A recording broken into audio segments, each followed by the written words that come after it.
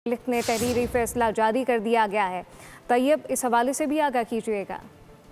जी, supreme court का इंसाफ की फराहमी में तखीर के सद्देबाद के लिए निज़ाम इंसाफ में जिद्दत लाने और आर्टिफिशियल इंटेलिजेंस के इस्तेमाल पर जो है वो जोर दिया गया। जस्टिस मंसूर अली शाह और जस्टिस आयशा मलिक की जानिब से फैसला तहरीर किया गया। इंसाफ में तखीर महज इंसाफ से इनकार नहीं बल्कि अक्सर औकात इंसाफ के खात्मे के भी मुतरादिफ होती है, ये फैसले में कहा गया है। और इंसाफ की फराहमी में तखीर अवाम की अदलिया के ऊपर जो एतमाद है उससे वो मजरू होता है। इंसाफ की फराहमी में तखीर कानून की हुक्मरानी को कमजोर करती है।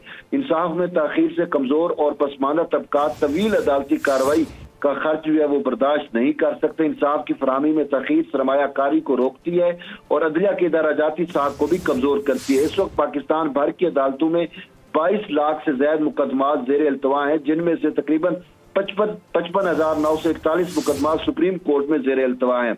अदालत को बतौर इदारा जाती पॉलिसी और आईनी जिम्मेदारी फौरी तौर पर एक जदीद जवाबदेह स्मार्ट केस मैनेजमेंट निजाम की तरफ मुंतकिल करना होगा। अदालत तेउज़मा ने अदम पैरवी पर अपील जो है वो खारिज कर दी। ताहम उस हवाले से तफसीली फैसला जारी करते हुए ये करार दिया कि मौजूदा जदीद तकाजों के मुताबिक इन निजाम इंसाफ की फौरी फराहमी को यकीनी बनाया जाए। जी, निज़ाम इंसाफ की फौरी फराहमी को यकीनी बनाया जाए। तैयब बलोच अपडेट कर रहे थे, आपका शुक्रिया।